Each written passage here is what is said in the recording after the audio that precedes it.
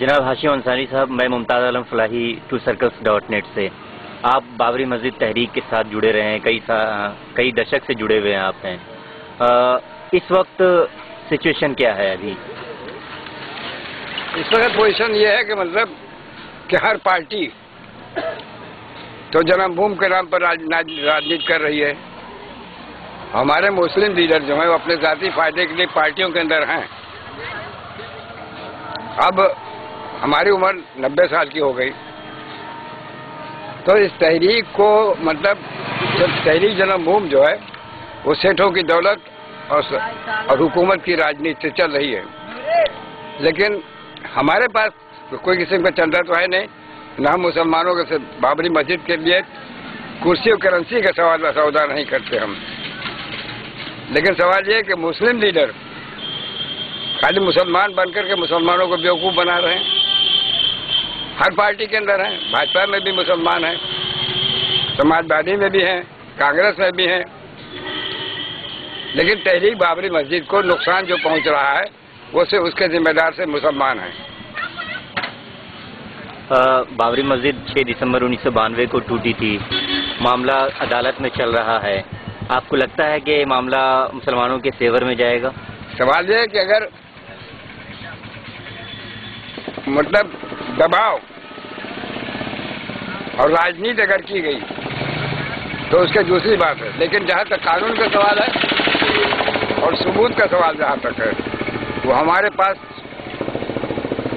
मतलब 500-550 बरस के सबूत हमारे पास मौजूद हैं। सबूत के बिना पर हमारे खिलाफ फैसला नहीं हो सकता, लेकिन मुकदमा जो डिले हो रहा है उसमें हुकूमत की साजिश है।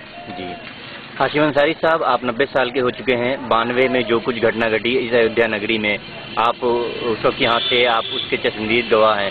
मुख्तसर में हमें बताइए कि क्या हुआ था उस दिन, आपके साथ क्या हुआ था? भाई सवाल ये है कि सर 26 नवंबर से भीड़ आना शुरू हो गई और रेल मंत्री जाफर शरीफ थे और पूरे हिंदुस्तान के कोने कोने से स्पेशल ट्रेन आ रही थी। नरसिंह राव तो प्रधानमंत्री थे, लेकिन विजिलेंस क्या कर रहा था?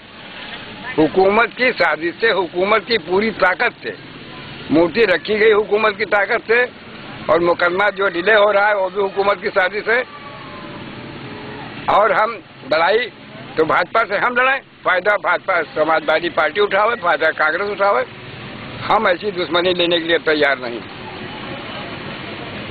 क्या आपको कुछ तकलीफ पहुंची थी उस दिन? आपको जाती तौर पर यानी आपका कोई नुकसान हुआ था उस दिन जब लाखों कारसेवक शहर में थे? 2 दिसंबर को हमारे घर को घेर लिया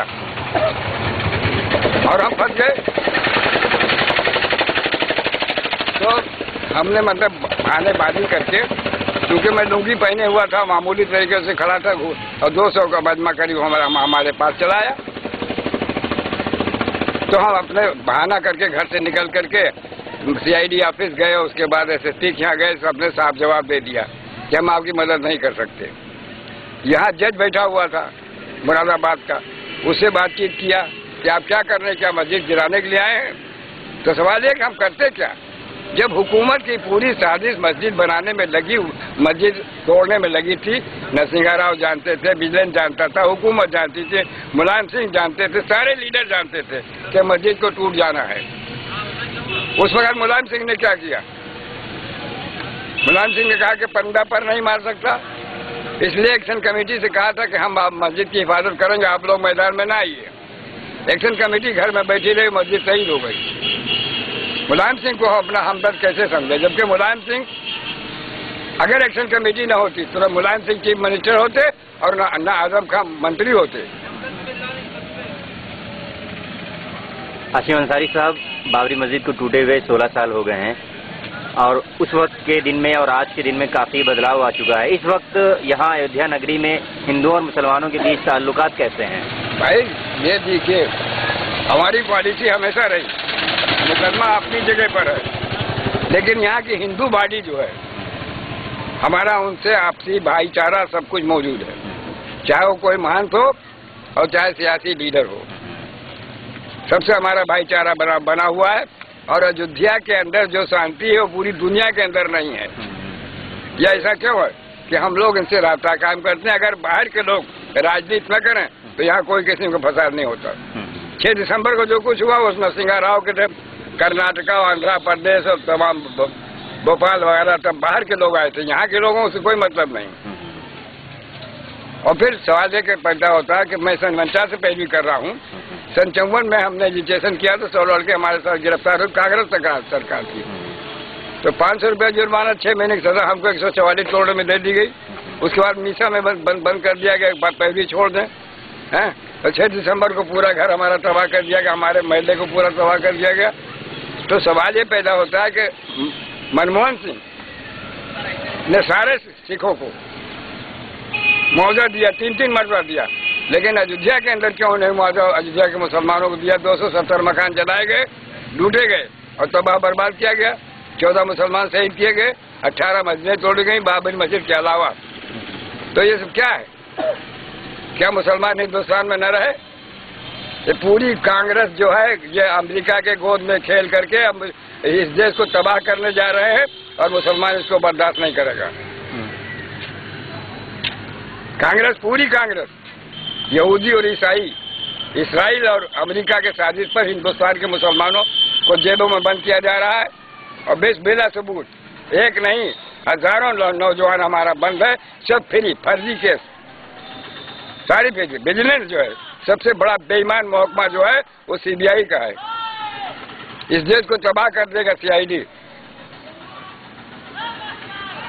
हम कहते हैं चोर है अगर मुसलमान तो सजा दूनी दी जाए, अगर कातिल है मुसलमान तो सजा दूनी दी जाए, अगर डाका डालता है तो दूनी सजा दी जाए, अगर कहीं बम फेंकता है तो दूनी सजा दी जाए, लेकिन समझबूझ करके, एक तरफा नहीं।